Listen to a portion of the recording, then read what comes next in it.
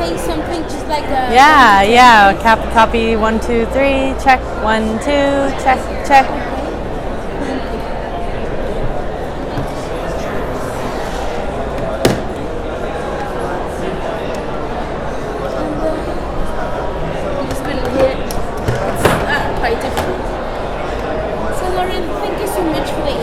Yeah, thank you. Let's do it this way because okay. I will not have more alternatives. Okay.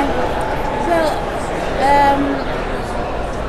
now in situ, one of the most recurrent subjects are about marijuana business. Probably 10 years ago we wouldn't see it, but now it's even an option for women. So please tell me how, and in your work and as your experience as being the things that you do. You know, at first it was very much like fear-based. I was so worried about people finding out or judging me or it limiting me and making it harder for me in the future. My parents were worried about me being associated with cannabis. I used a fake name when I was first writing strain reviews for the local alt weekly in Portland, Willamette Week. I went by Mary Romano, and I was just working at a corporate job, so I didn't want to lose it, and they drug tested, so I was very frightened of being associated. And then that was prior to legalization. So once we did legalize and things started happening, I came out of the closet as it was, and I announced who I really was and kept writing for the Willamette Week. And as cannabis was legalized, it only became something more people wanted to read about. And as you say, the interest has risen so quickly.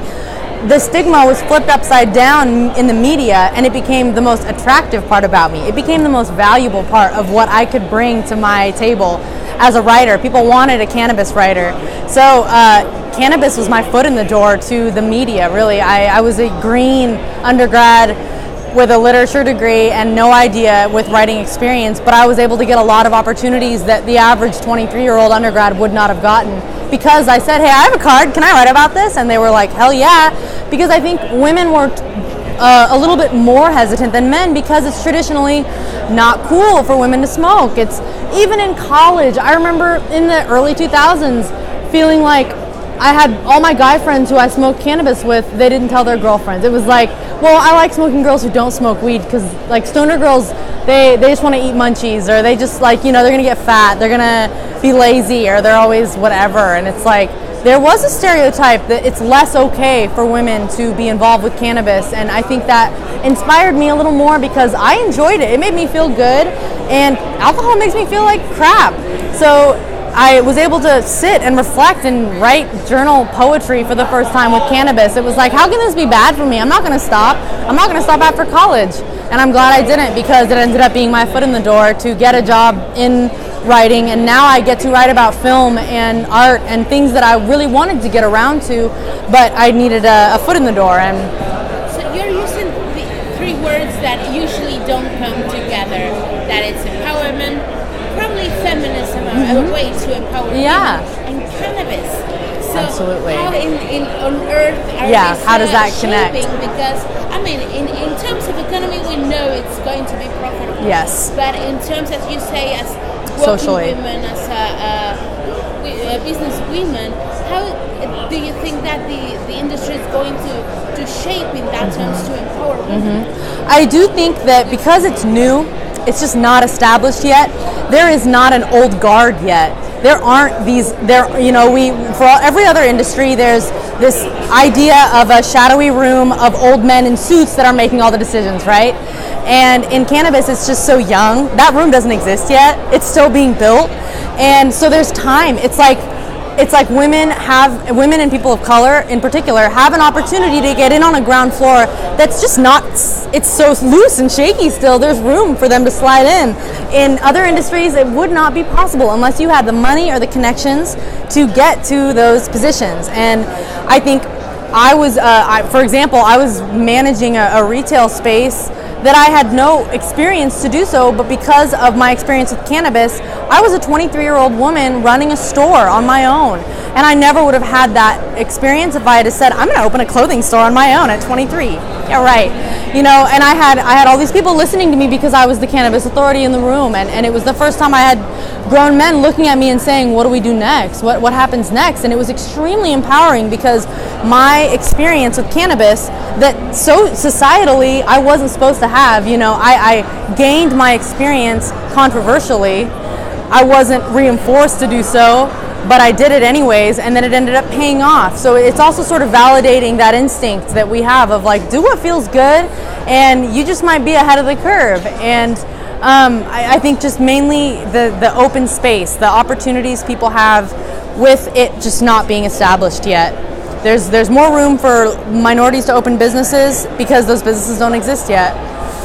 Do you think it will take, how much time do you think it will take to Latin America to integrate in that business? You know, it's so different. It's hard for me to say. I know that like Brazil is wildly different from Uruguay and Mexico. I mean, the different stigmas and the different ways they've treated drugs are so wildly different. It's hard to say the length of time because in Oregon, you know, we've had legal cannabis for 2 years, I think, and it's just now that things are kind of smoothing out, and you see it's not just drama every day of businesses opening and closing. It's just like normal cannabis business is happening.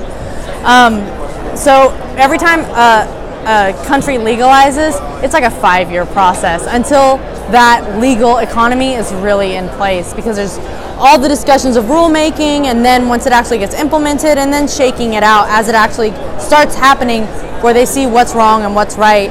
So, I mean, for some places it'll be a long time until that same thing will happen. But the nice thing is that with the internet, people can participate wherever they live in an industry. They may not be able to literally smoke it or literally touch it and sell it, but they're able to engage with it.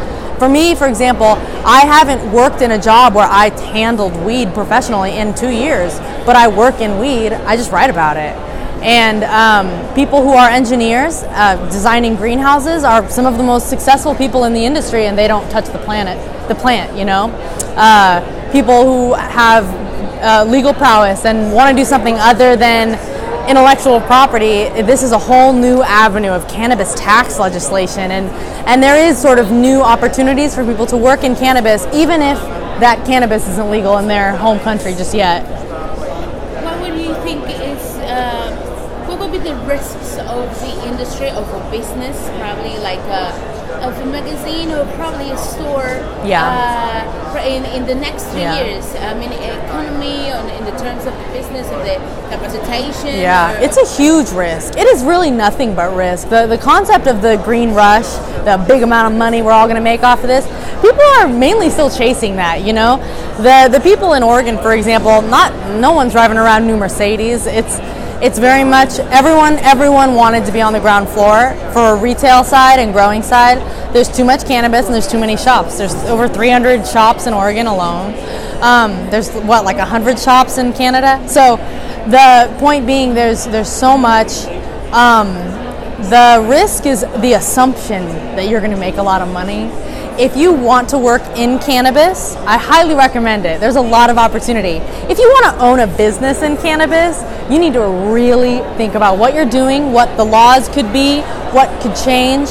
Now, on that note, I'm not concerned about the Trump administration going back and doing that, because frankly, when you see the money coming into these states that have legalized, it is huge. It is huge.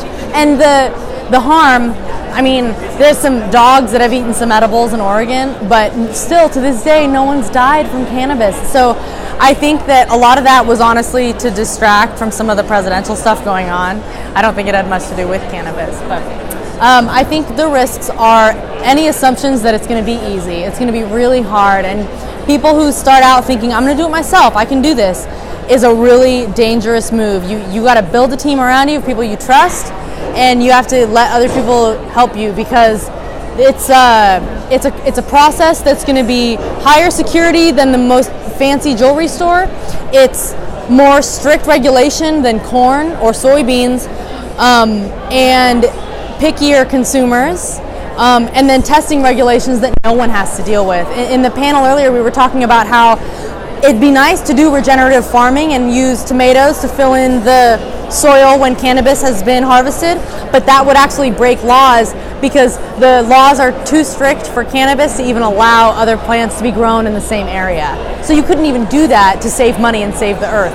So in some ways the laws are so restrictive still that it's only going to cost you more money. So it's not easy. But the benefit of going through this experience right now is that the potential of cannabis is limitless. It could disrupt the pharmaceutical industry. It can provide a platform for people of color and women and people in the media to have a voice that they would not have been able to have for years. And it's also innovating new things that people, lighting, engineering, all these different things that are around cannabis but don't touch it are also so many job opportunities for American companies too. And in terms of future, apart of vaping, of course, what would you say that the technology or the future itself of the industry will be? Cultivation is its own factor, and processing is huge. The methods of extraction we've already changed in 3-4 years radically how things are normally done. If you would have gone into a medical dispensary 4 years ago, everything was processed with butane and propane, and there was residual solvents in the product. And now you can't find that anywhere. It's all CO2 processed because it's safer, it's cleaner, it's more efficient, and it's this insane CO2 machine that's become the industry norm. So that just shows how quickly things can change as technology adjusts. And for greenhouses, using recycling energy, recycling water, that is going to be so much more valuable as more and more farms are established on the continent, as these licenses get passed and more laws. Thank you so much. Yeah, thank you. Is there anything else you want to say?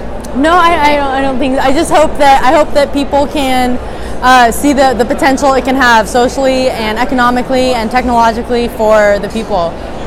Thank you so much. Yeah, thank you.